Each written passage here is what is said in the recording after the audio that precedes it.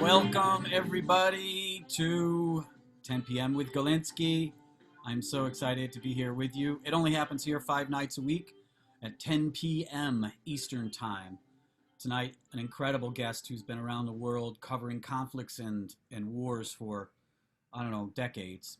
But before we go there, quick announcements. Yeah, nuchas.com. Nuchas! If you haven't ordered from Nuchas, please do. They look like a big business, but they're a small business and they need you. I also want to thank the Stage Network for simulcasting us tonight, as well as VIP Talent Connect.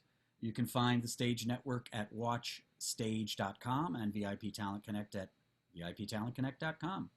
Also, actortrade.com is supporting us tonight. And ActorTrade is an excellent app. Also, their group on Facebook this Friday at 5 p.m. Eastern. J.O. Sanders is going to be on with myself, and we're going to be talking about the future of theater, what we think, what we know. Good folks in the chat already here. I'm going to bring in my guest, and we're going to get this show rocking.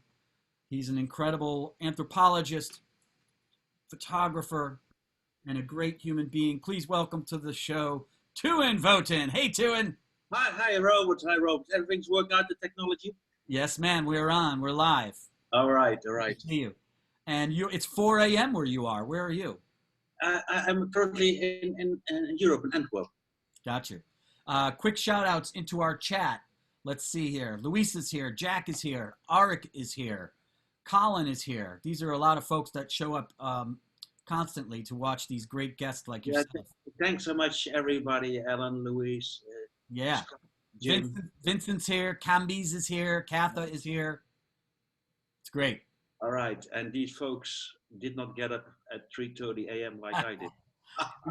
You woke up, took a shower, had a coffee at 3:30 a.m., and here we are. Yeah. All right. Let's start off with something really fun and positive. I mean, there's so much to cover here with you. You are great background, man. Oh, yeah, my background. That's this is a famous photograph, which we'll look more closely at later.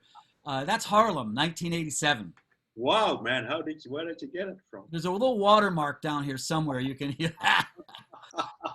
So you're a doctor. You're a PhD. Tell us what you are. You got your PhD in. I love this. I got my PhD in anthropology. So basically, I graduated in anthropology in 1991, and then I proceeded to war photography.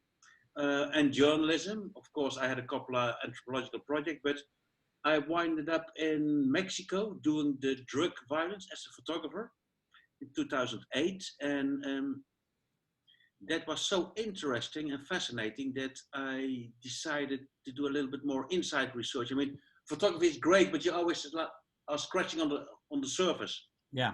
I really wanted to dig deeper in that. And I don't want to say I was frustrated, but I had a kind of intellectual urge to really find out from an academic point of view what was going on there. So I wrote a PhD, took me 5 years, what kind of drug war it was, what kind of violence, how you could analyze the conflict, how you can analyze these cartels as capitalist corporations, ultra-capitalist corporations, predatory capitalist corporations, and the last chapter was how people are able to commit incredible gross atrocities. And these were questions I have been having for 30 years, and it was great to do research in that. So you're now a doctor of Mexican violence, drug violence, and basically, suddenly in Holland, since half a year, we have Mexican cartels coming in, setting up crystal meth labs. And suddenly my nickname in Holland is right now Dr. Met, because I know all. Couple new people just joined us. Keith Davis, welcome. Glad you're here. And Michael Switzke says, Michael's trying to speak, I think, in Dutch. Dag Teun, hoe gaat het? It means, how are you doing? Yeah. Good. Alles gaat goed. Dankjewel, Michael. Michael's got it. Ron Kuby is with us. Do you know Ron Kuby? Ron Kuby, the lawyer? Okay, yeah. Charles Massey, Heather Prescott, Elizabeth Harder, good to see you. Becky, good to see you.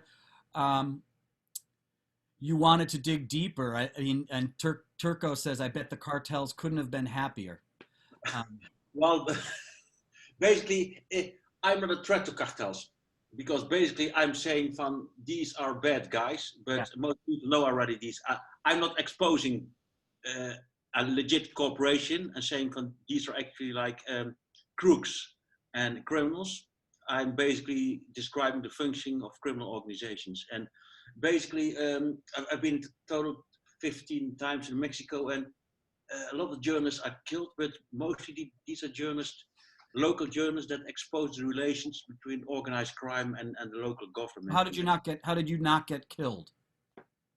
That's Because, probably a question that's going to come up a lot tonight. well, they didn't see me as a threat, basically, because as a photographer, you just document what's left after the carnage. And I was not exposing ties, for instance, between the local cartel and the local governor or the local mayor. And then people that do that are really playing with their lives. And Gotcha. Let's look at a couple pictures. Let's just get right into some pictures here because they're amazing. Tell us, where is this and what's going on here? actually, this one I took last year in November. I was in Tijuana, Mexico, and you have right now a crystal meth epidemic, and you have like basically 5% of the city is addicted to drugs, basically crystal meth. It's very cheap. It costs like $1.50 for a hit. And along the highways, you have these groups of addicts. And of course, it was pretty intimidating. And I wanted to take photos of them. And at one moment, it was my last day. I said, shit, I really need photos of these guys. So I just stopped. I had a bicycle, so I just biked a couple of times past them. At one moment, said, hey guys, can I make photos? And said, yeah, sure, go ahead. We just. You could see he's got a needle in his ear, and he's got one going in this guy's neck. Yeah, well, he prepared one syringe for his own shot, and this guy who's receiving a shot, it's a mixture of heroin and crystal meth. So this is a competing Dr. Meth then. Yeah, but this is the real Dr. Meth. It was very sad that the guy on the left, he had already lost one leg to gangrene. He couldn't use his veins to shut up, so the only place he could shut up was in his neck. And you have a large population of these completely dropouts, and this is what I mentioned in my thesis as well. You have a large population of superfluous people that don't have any function, have a job in capitalist system, and they will start to deal drugs to make a living, and they start to use drugs to have a structure in their life. I mean, if you have a crystal meth addiction, you need to get money, you need to score. You now have you have purpose, in other words? Purpose in life. It sounds a little bit sarcastic, but it's like that. Yeah. Tammy T has just joined us. Wayne has just joined us. Good to see you guys. Samantha, good to see you. Justin, Steve Pickett, Tavon. All right, good to see you. All right, thank you, everybody. So we've got cars in burqas and people in burqas. Yeah, this was 2003. I was in Afghanistan. I was the first time in Afghanistan in 1996. When the Taliban had not taken Kabul yet. I was there another time in 96 when the Taliban had taken Kabul. And this was in 2003 after they had been kicked out. I was living in New York in 2001. And of course, we all know bin Laden was hiding in Afghanistan. US intervened. And then I was there in 2001. And then after that, I came back 3 or 4 times. And this one I took in on the streets in Kabul outside my hotel. It's a little bit sarcastic photo. I mean, people take better care of their cars as of the women. We already got a question in the chat room. Callie Greenberg wants to know. Hi, Callie. Has there been a photo that you have been afraid to capture? Well, the photos I'm afraid of capture you won't see. So basically, I take a lot of photos of war scenes, and sometimes if you take a photo of a perpetrator, or if you want to take a photo of a perpetrator, he might get angry. And if it's a really big guy with a gun, yeah, you don't do that. If it's a kid, you just do it.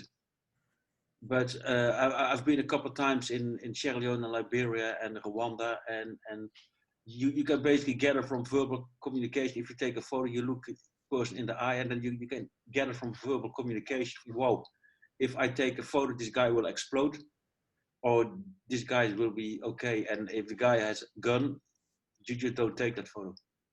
What are we looking at here?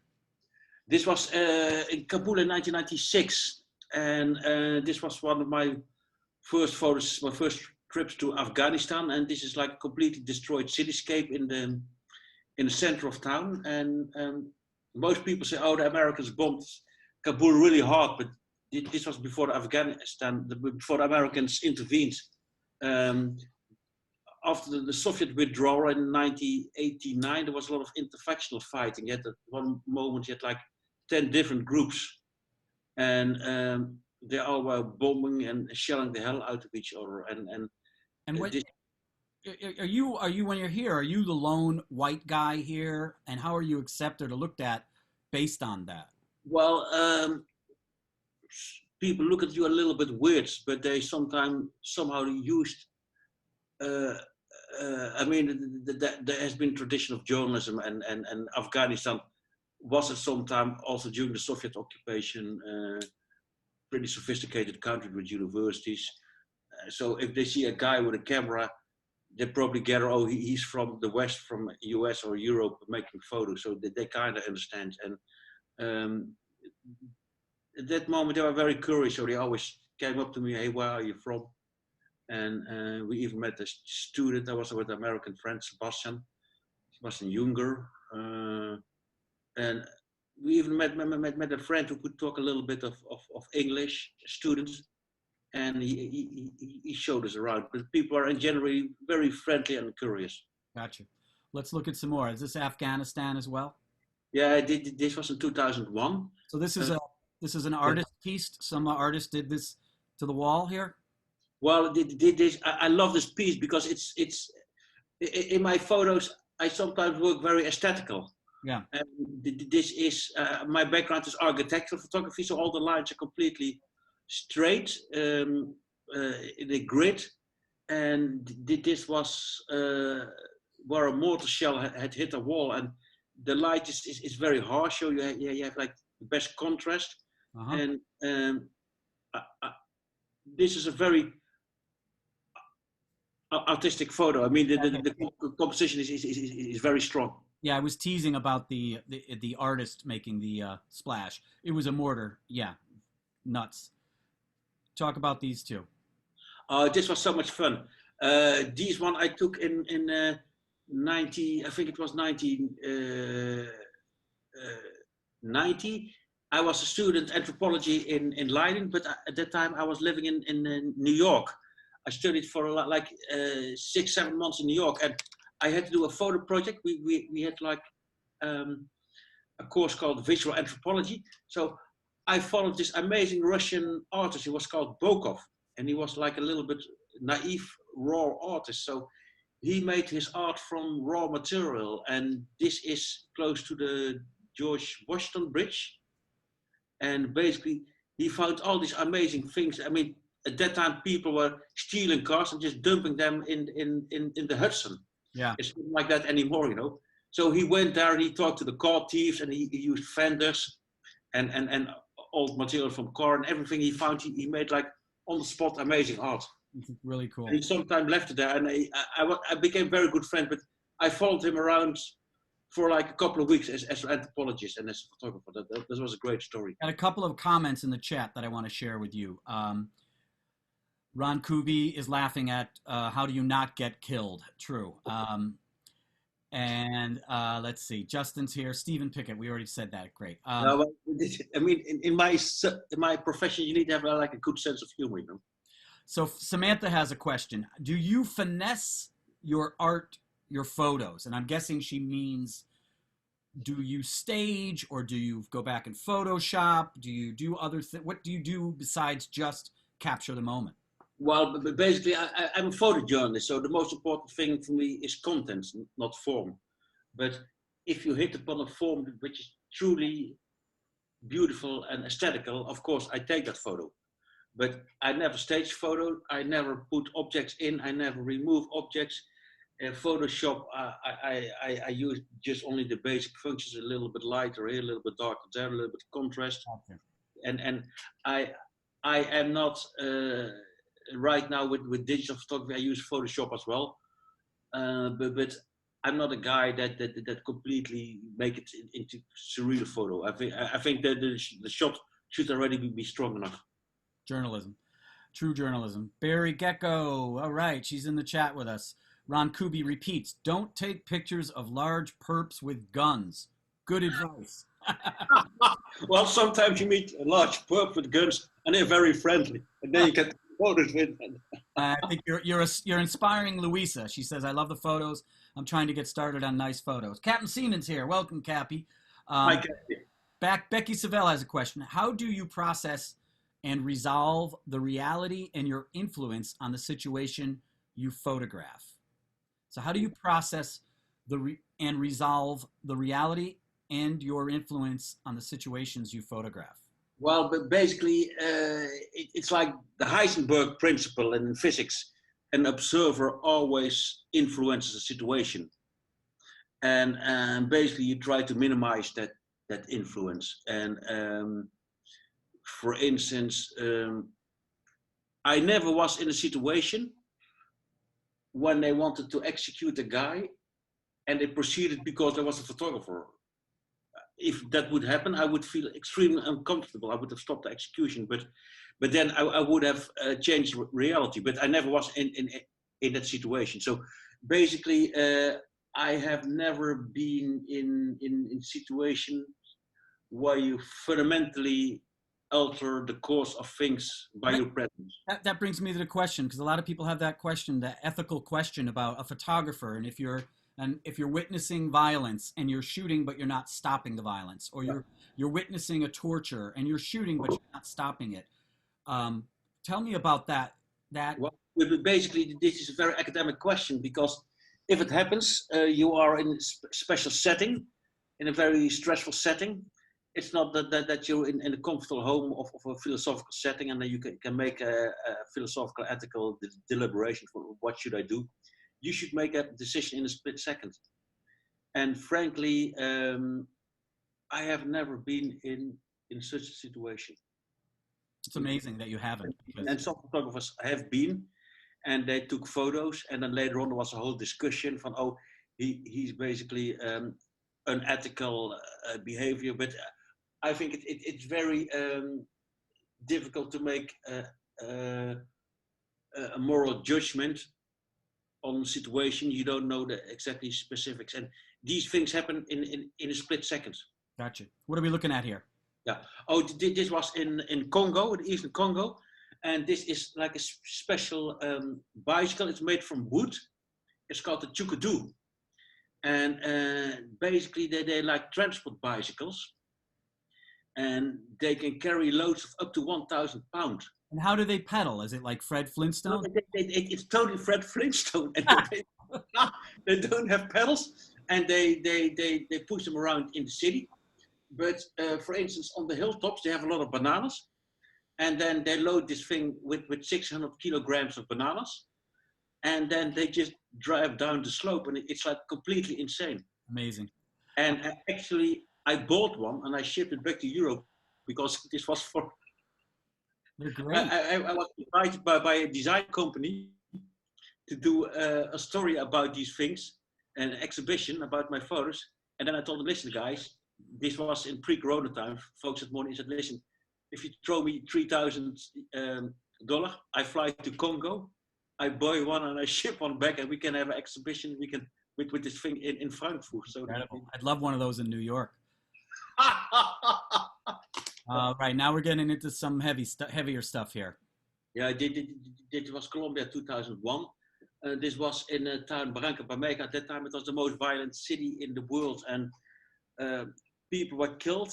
There was a war going on, but a war by proxy.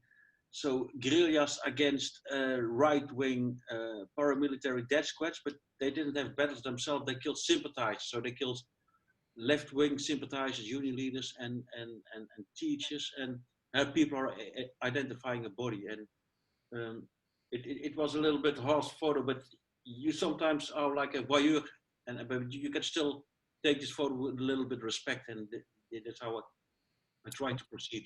And what are we looking at here? Oh, this was in Sudan in 1997. This is a cattle camp of a tribe called the Dinkas. and basically they are people that have cows, cattle, and in the dry season they migrate with their cattle close to the rivers, and then they sleep between the cattle, and they take them to graze on the fields in the morning. But they basically it's like if you back like 3,000 years ago. Wow. It looked like it, that photograph. Katha Cato says, you have made me And realize these were people that have hardly seen a white guy with a camera. they have hardly never seen that. Yeah. So that's why they look at me for wow. Whoa. Yeah. Katha Cato says, you have. Anyway, yeah, Huh? yeah. I was looking at them to say also the same with wow, what are you doing with the coat? Beautiful interchange. Once again, Katha says, you've made me realize how little I know about anything other than what I see in my own little world. So mission accomplished so far. Oh, thanks. That's a truly great compliment. And Becky Savell says she has a Bokov. Oh shit! She's got one. Okay, yeah, but because he was hanging up then on street posts and on trees, and he told me the greatest compliment is if someone steals it. Oh, that's it. Yeah, well. Maybe she bought it or she stole it, but whatever. You got a hashtag. Yeah, right. She got it for a steal. Maybe she didn't pay a lot. You got a hashtag in here, confidence, not form. Hashtag confidence, not form. Turko Ono's got a question. Do you try and blend into the scene you are shooting, or do you wear a press sign on you to stand out so they know who you are? And which is safer? Well, it totally depends from the situation. For instance, a press pass gives you a little bit of neutrality in some cases, but in other contexts, as an enemy, you are, as a press journalist, you are enemy of the warring factions. But for instance, if you are in Liberia or in Sierra Leone as a white guy with a photographer, I mean, there are only two people coming there, mercenaries or like journalists. So then you better make clear you're not a mercenary. And people sometimes overestimate you. At one point, they say, oh, you're a spy. I had it a couple of times in Sierra Leone, and I got a little bit annoyed. And I want to say, listen, you're not that important that I would spy on you. But of course, you keep. but sometimes it protects you. But every war, every social situation is difficult, different. And so, as a war photographer, one of your most important assets is social skills and social intelligence. Tell us about this tragic photograph. This was in '93 in the morgue in Sarajevo, and these were two young soldiers killed. It was a horrible time. The city was besieged, and it's a very aesthetical photo, but yet it's a horrible photo. And I like to put, or I like to put. Sometimes you encounter these scenes with your camera that have beauty and horror at the same time, and I love that in the photo. This was at the funeral of Pope John Paul II, and I'm a bit of a Catholic. I mean, a free-thinking Catholic. I'm not too strict, but I really respected John Paul II, so I went to his funeral, and then I was amazed that he had like a lot of young folks who were completely devastated by his death, and it was a very powerful moment, his funeral. This was in my beginning of my career in 1984. I went to Gdansk, to Poland. And I photographed all these great scenes of architectural and very eerily landscaped. And I love this photo. I'm still selling it to collectors. It's basically the essence of, it's like a very anti-communist photo. Got you. We got to go to the chat now because it's piling up in there. So I hate to ask you to answer with short answers, but if you can, okay. We got time, and there's 24 comments in here. What advice do you give to young and new photographers today? Maybe the two top things. Basically, you should follow your instincts and just go. I know a lot of people that said, oh, I want to become a war photographer. I said, listen, you need two things. You need a photo camera and a war. And then you just go. Yeah, and a sense of humor, obviously. Yeah. I never went to War Photography Academy. It does not exist. You just do it. Louisa wants to know what kind of camera you use. I used to work with Leica M6 and Nikon FM2. And right now I have a digital Nikon, and don't ask me what number it has somewhere a D in it. So Got it. DeLorean Tokes and Scooter Milvey have just joined in. Jack Fuller. Jack wants to know, what's your scariest moment? Well, I was basically held up at gunpoint by 5 guys in Sierra Leone. I actually wrote a book about it, How the Body, Hope and Horror in Sierra Leone. And these guys really wanted to shock me, to kill me, to torture me, and I could talk my way out. I had also like a bodyguard that could talk, but I had a couple of times, there was a confrontation that lasted for 1 hour, and I thought, wow, this is the motherfucking end. When you, do you have support outside from whoever's hired you to go do these jobs, or are a lot of these jobs you going out on your own and then coming back and trying to sell the pictures? Or are these jobs where you're assigned to go out and shoot and you're already getting? I used to have assignments. I was 2000. I was living in New York. I worked for Vanity Fair, and then you have like a whole backup behind you. You know? Yeah. I did once a job for National Geographic. I got malaria, and they wanted to pay the hospital bill. Luckily, I had a good insurance. Was not so. These you have like people behind you, but most of the time you're out on your own. Got it. If I would be kidnapped, I mean, since I have Dutch nationality, I think the Dutch government would, but basically you're out on your own there. Nobody's there to help you. Katha says, this is amazing, the intimacy. I agree. Samantha wants to know if you've seen the movie Blood Diamonds. I saw parts of it. It was a little bit, because I was too closely involved with that. It's still a little bit painful for me to see the documentary. All right, let's look at a couple more pictures. Oh, this is one of my favorite photos. Actually, on my website, these are girl soldiers in Liberia. And it's actually not a war photo, it's more like a portrait. It could actually be publicity for a hairdresser, because they have really nice, this girl has a beautiful hairdo, but hair, great eye.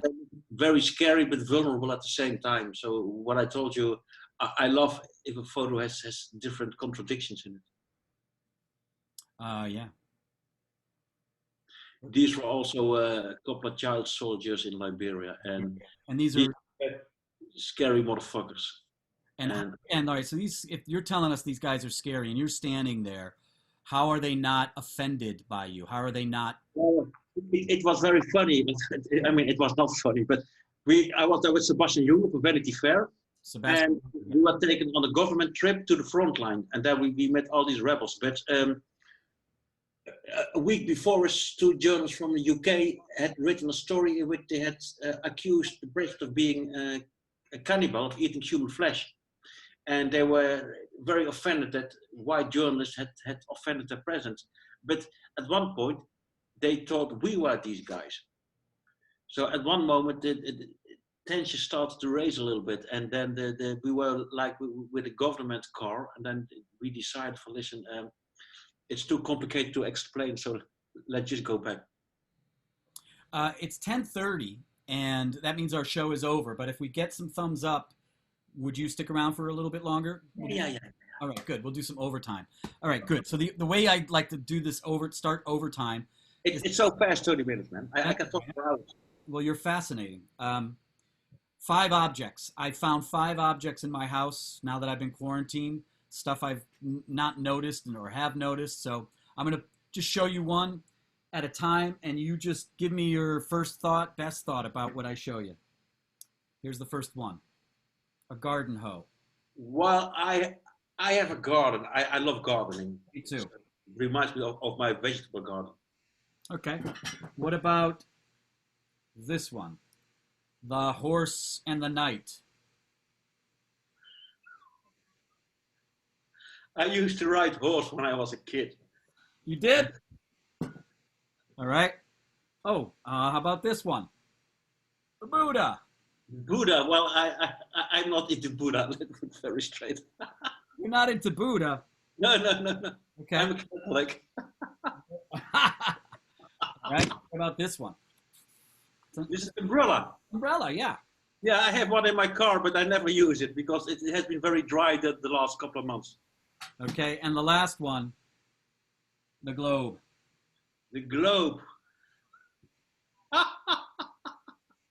Well, then there's the globe. I have to figure out the world and all the places I still want to go to, There's so many places. Great. and which is a little bit fucked up because with the corona, I just can't travel.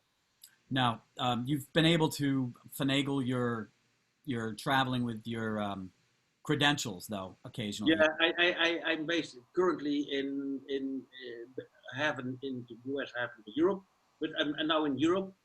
But I can travel to Holland and France with my press cards, and I have actually a little bit assignment now for government organization. I do a little bit research what is happening with the drug industry in the border areas with Corona. Got it. And then if you have credentials, you can show it. But it's very weird because officially the borders are closed. We're going to go to some questions here. Was there, Colin wants to know, was there any part of your journey where you had to stop and take a break from the things you've witnessed? How do you work through those issues if you had any? And that was a question I have. You know, so many people are traumatized, PTSD, blah, blah, blah. How do you figure that into your... I basically, I think PTSD is overrated. I take it always easy. I see shocking things, but I know I go there to witness shocking things. So it's not that suddenly something horrible happens. I go there to see horrible things. Well, your expectation is there, so that's great. Yeah. And basically, I can talk about it. I'm communicating, so it's not that I suddenly am wind up in a horrible situation that I never expect. So let's see. Becky says, so beautiful, thank you. Looks like you're on Dangerous Adventure, says Louisa. Patricia, hello. Becky says, thank God for photojournalists. Louisa says, you are fierce. Well, that's not true. I guess you're and Becky says, trying to make a living. I mean, I'm just a dude trying to eke out a living, you know. Yeah, there's easier ways. Bokov, she said Bokov gave it to her on the streets in New York City. He just gave it to her. He was such a sweet guy, man. He was like an amazing character. Cindy Hernandez just joined us. John Trefiro, welcome, just joined us. All right, let's see here. All right, so let's go. What's the next place for you to travel and why? Colin wants to know. Yeah, basically, I'm focusing now on a project. It's called Global Trends in Drug-Induced Disintegration. It sounds a little bit, but it basically means global trends in place where it's completely fucked up because of drugs. And Tijuana was one scene. I want to go to southern Mexico, Guerrero.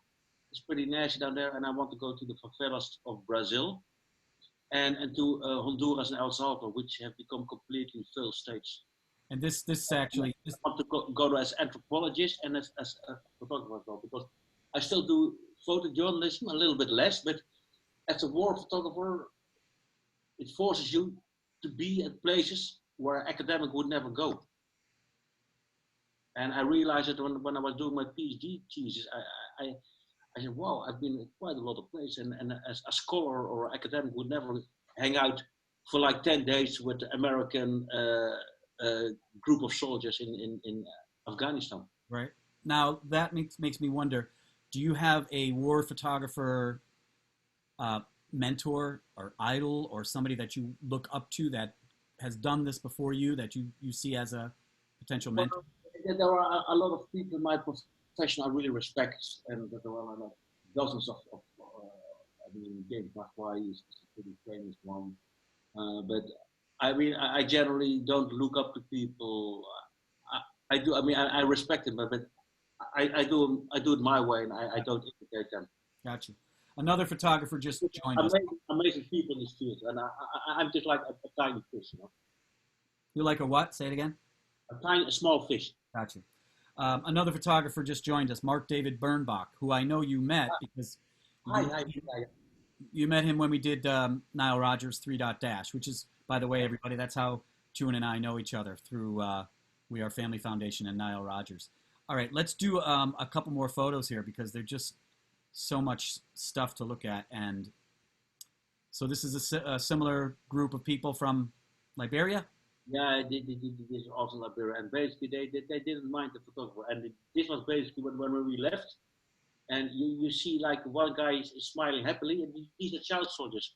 So one guy is smiling happily, a little bit childish, one guy is like completely stoned out of his mind, the little guy on the left is looking really mean, and then you have Big Papa behind the anti-aircraft gun, and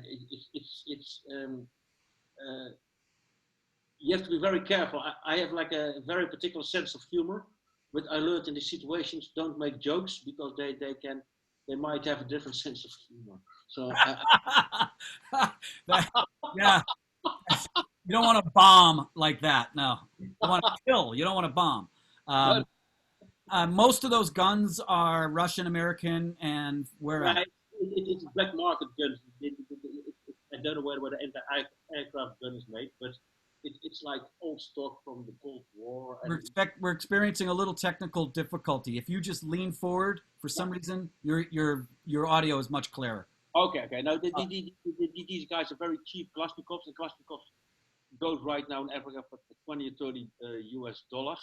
And this is like old stock after the Cold War and the breakup of the Soviet Union and part of Yugoslavia. What year was this? This was in 2003. I don't see any cell phones. No. This was a period when you didn't even have iPhones at the time. So this is 2009 in Ciudad Juarez, that I'm the most violent city in the world, and a murder victim. There were like 8 murders a day at that time, city of 1 million, and you see this soldier taking photos, and you don't know why. Maybe he's doing artistic project. Maybe he wants to show his wife where he is. Maybe he wants to, but it's like a very surreal. Or maybe he needs to find an excuse. Yeah. Oh, this is in Culiacan, the capital of the state of Sinaloa, and these are graveyards, mausoleums of like narcos, of like really rich guys. And I visited also like a grave for the unknown soldiers, unknown people, and they were just thrown in mass graves. This was a murder in also Ciudad Juarez. I could hang out with the police. At that time, the police was very open. You could just join them, and I went to the city government, and they allowed me to go on their patrols. Wow, nobody's hurt in this picture. There's no blood. There's no guns. What the heck's going on here? The building's Well, destroyed. I started to work as an architectural photographer. That's how I learned it from my uncle. And I still do architectural photography in New York on medium format. And this was in 1989. And I'm still working. If you look at my website, you see under architecture, a series of New York. And I started in 1989. And I'm still doing it. Even last year, I went with my viewfinder, medium format camera to take photos of skyscrapers. And I still do it. And I love it because it's sometimes very nice that you photograph the object that is not looking angry at you or doesn't want to shoot you or doesn't carry a gun. So you need to. That must be nice sometimes. Just sometimes. Yeah, sometimes nice. If you do it all the time, it would be boring, but once in a while, it's nice. In the chat, Scott Milvey says many of his students come from those places: Ecuador, Honduras, and Mexico. Andrew Einhorn says David Burnett and James Natchaway were his idols in the 90s. Let's see. And he also comments on the contrast. And Mark David Birnbach, your question was already answered about PTSD. He's coming in with the experience in mind. He's not just walking up on something violent. And it's. No, but I was in Sierra Leone when I was nearly killed by these guys. I was diagnosed with PTSD. And I talked to a therapist, and basically she told me, listen, you've seen horrible things, but take it easy. You will be sometimes angry and aggressive, and you start to drink a lot, but it's all right for a couple of weeks, and just take it easy. And right. We're going to look at a photograph that is quite disturbing, and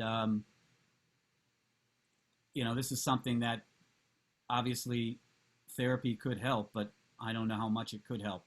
Where is this, and what's going on here? This was in Congo, at the border with Rwanda. And this was a huge refugee camp with like 200,000-300,000 people. And then suddenly you had like a cholera epidemic. And then suddenly within a couple of days, thousands of people, 10,000 got cholera, and basically thousands of people a day died. They just dropped like flies.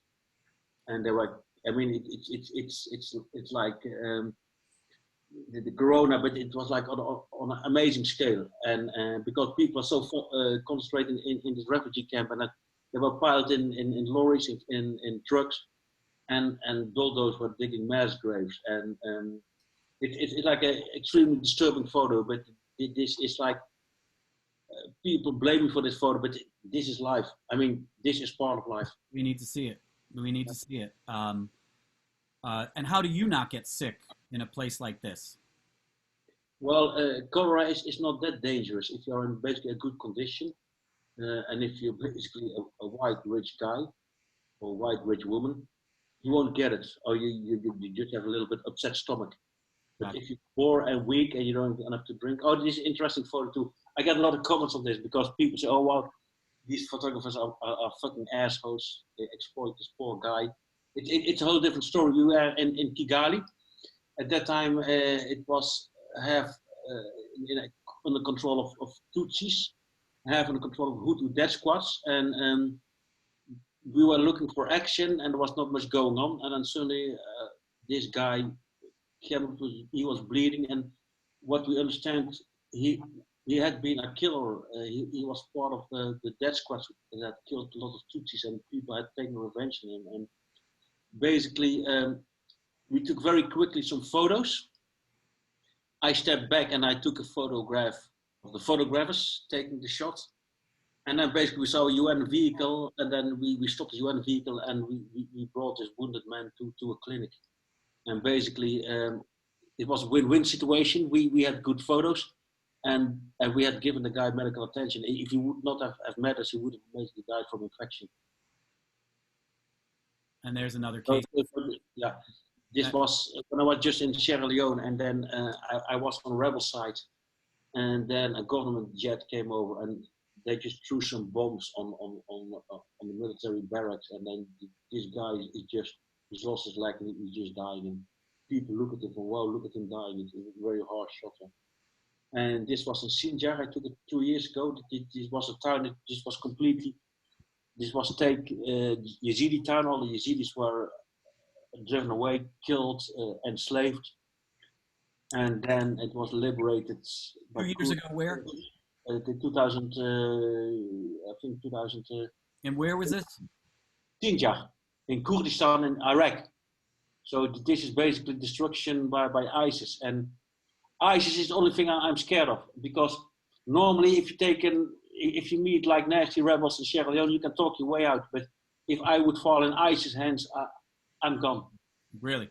My war photographer friends, that's the only thing we are scared of.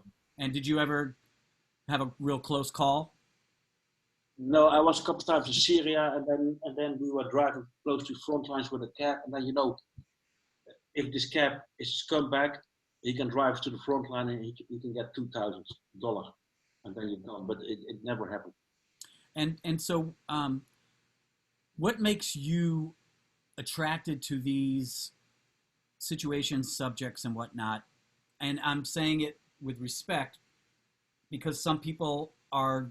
Ansel Adams is known for shooting beautiful landscapes, and your landscapes, your landscapes have a sense of beauty, obviously, to them. But inside you, what is it that drives you to stay in this particular area? It's like an urge.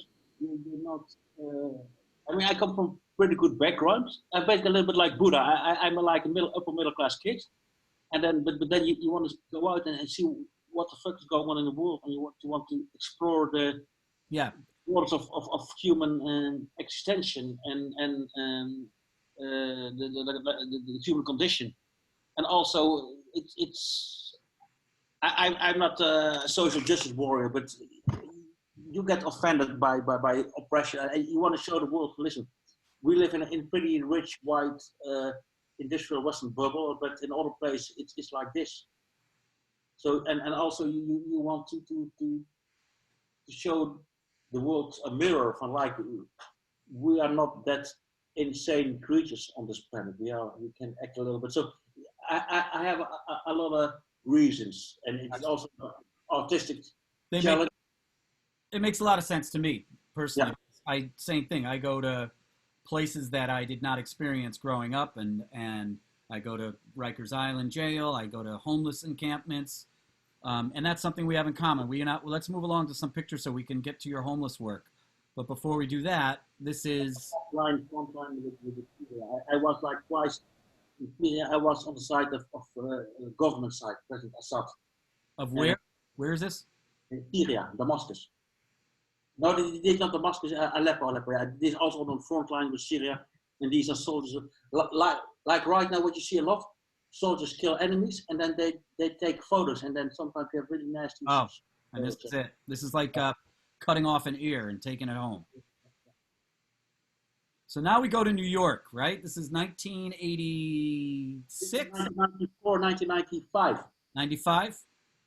And I was living for 5 months with homeless people that they were camping out in a tunnel, an Amtrak tunnel on the Upper West Side on the Riverside Park. So you were for 5 months. You lived with these guys in the tunnels.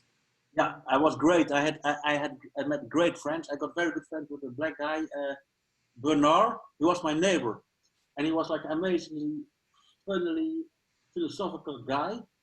He had been a coke dealer, and basically he became he all the way. He lost his job, and he became homeless. He was still using crack. He called himself, I'm a recreational crack smoker." Recreational crack smoker. No, but he had it under control. But a lot of folks that were really crackheads, it was horrible, and that's also I'm pretty critical of drugs, you know. And I saw destruction, cocaine, crack. It was terrible. I was I've been living in the East Village for 30 years, and it was nasty. we let's move on. This is the plaza. Yeah, this is what he calls his kitchen. He said, I'm a poor homeless people, but I have the biggest kitchen of like 10 street blocks in New York." And he was really Bernard, a pretty cool guy, and he was always cooking. And then he made a fire, and then I got a bottle of wine, and then we were just sitting with a fireplace talking for hours. You know? What about this artwork here? He had like graffiti artists that befriended the homeless people. Chris Pape is this artist, and basically to honor the homeless, but also to give them like a nice background painting. He painted the 3rd of May from Goya. It's like a really very famous painting. Harlem. Yeah, this was when I was still a student. This was 89, and Harlem was really like nasty. You got to come closer to your microphone again. Sorry. This was 1989, and 1988. I was in New York as a student. I was still a student anthropology, and I just ventured in Harlem. This is the New York I was first invited into when I got here. Like right, these blocks, apartments will cost like $1 million. You know? And there's my background. Yeah, this was in Harlem too. This car was so funny. A car like a cow, man. And, we're going to go into the chat and finish up with some questions and some thoughts. People are saying a lot of good things. I'm speechless, says Callie. This is incredible, says Charles Massey. Hi, Charles. Turko Ono wants to know. Oh, Petar Timotik has just joined us. He's a brilliant visual artist. Turko Ono wants to know, while in these places and these situations, where do you stay? Where do you sleep? Where do you eat? Well, it depends. Sometimes you stay in a hotel. And my experience is if you really stay in a cheap hotel in a bad neighborhood, it's not good for your safety. Sometimes when you're embedded with American soils, you just stay in a tent and you just basically sleep with the tent soldiers in a bunker. A tent, you said?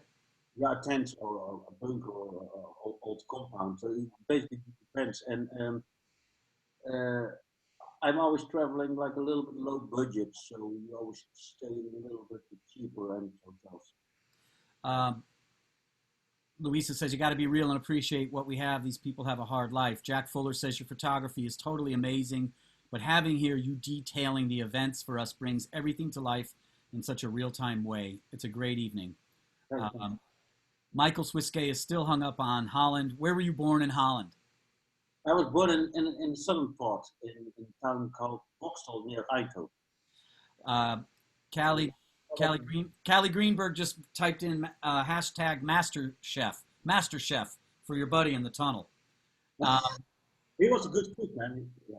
We had a great time. He could make Victor and Max have just joined us. We'll do a couple more photographs and then we got a boogie. So one more photograph. This is actually a sad photograph for me, as I just informed you. Yeah. This is Gem Spa in the East Village, which is now closed. Yeah. No, I mean, I was taking photos in, it was 87, and it was pretty rough area, you know. Oh yeah, yeah, yeah. And but, It was Crack. Crack did that. Crack made everybody desperate. yeah, yeah, yeah, yeah. It's funny if you look now, people calling from payphones. Can you make it? Say it again. The microphone's getting funky. People making phone calls from payphones. Yeah, right. Imagine that. All right, let's. People ask, what are these dudes doing? What are they doing? This photograph is from Bensonhurst, correct? Brooklyn. There was it's always been a team in New York from racial tensions, and this was from a black guy, Yusuf Morales, was killed by Italians, and these are Italians. And then there was a black march led by Al Sharpton. And needless to say, the Italians didn't like this incursion of black people in the hood, and have they really saying nasty things, as you can see. And I was in between. One last question from the chat here, and then it's Colin. How do you interact with the elders of the town and the community in order to get a privilege to capture so many photos? Is it something you have to do? Is there, I mean, you must have developed instincts along the way of like who to talk to. Yeah, but because sometimes if you are in Africa, you come in a little village, you have to introduce yourself to the elder. Yeah. Obviously, this is not the case in New York City. I don't have to introduce myself to the village. I think the late hour is pulling our internet connection down, so you have to speak louder for the last 2 minutes. Okay. Okay. I have two more questions for you. One is, how has this pandemic, this quarantine, this shutdown, not affected you in terms of your business and your livelihood? Because we know you can't travel and you can't go freely to where you need to go around the globe. How is it though? How has it changed your thinking or upended your thinking in any significant way? Can you share that with us? Basically, I studied biology, for a year and a half, and I know we are respect of human beings, and I always knew a pandemic could happen, and I've seen health crisis in Africa, so the cholera epidemic. So I'm not surprised, but what is really scary is how states are responding, and people are handing in liberties and freedoms, and I wonder if we will get these freedoms. It's like you have the war on drugs, the war on terror, and these are, of course, real dangers. Right now, we have the war on corona, but these can become excuses for the state to control the civilian population, and I'm very scared about that. If Teun Voeten was not a war photographer, and not an anthropologist, and not a doctor of Mexican drug violence, completely different life, what would you be if you weren't any of those things? I don't know. A fireman, or a soldier, or a chef. I don't know. Or a farmer. I have a pretty wide range of it. Or a biologist. I don't know. I have a pretty range of things. I mean, I didn't plan out my life, Yeah, that's good. I think that's good advice for younger people, is don't plan it out. Follow, and my friend was saying, I don't follow my passion, I follow my curiosity. And I think that's also important. Yeah, but of course you have to be a little bit realistic, I want to be a saxophone player, but luckily, that was my passion, but luckily I realized I'm not a John Coltrane. I started playing in the local marching band, but I mean, I don't have to make a living out of it, Yeah. So you have to follow your passion, but you should be a little bit realistic on the same side as well, Sure. I really appreciate you spending time. I really appreciate you waking up at 3:30 in the morning for us. Reminds me of the time, I think you were in Syria. Remember you were on Skype and they were bombing right outside the building and you were huddled? This was in Libya, yeah. Libya, yeah.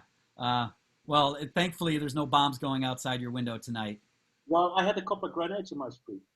The drug mafia. You had what? I had 2 grenades. Grenade explosions. Grenades? Oh, really? The local drug mafia. And I mean, I did research on the drug mafia in Antwerp. The book is coming out next week. I did big research on the drug mafia in Antwerp and relation with Holland. And the book is coming out next week. So you were probably, with those grenades, you were probably the most calm person in the area there, right? Oh, they're just grenades. Don't worry about it, right? Look, we got to get you back to New York. When you come back, we got to hang out. Yeah, absolutely, man. I miss New York, and I wish all the folks in New York a lot of strength, and because these are really difficult time for people in New York. I mean, here we have a little bit of space. I can walk and I have a park, and maybe it would be really horrible to be in New York and confined and with so many people dying. And so I wish everybody in New York all the best. Thank you. Love you too, and thanks for being with us, man. Okay, bye bye. Have a great morning.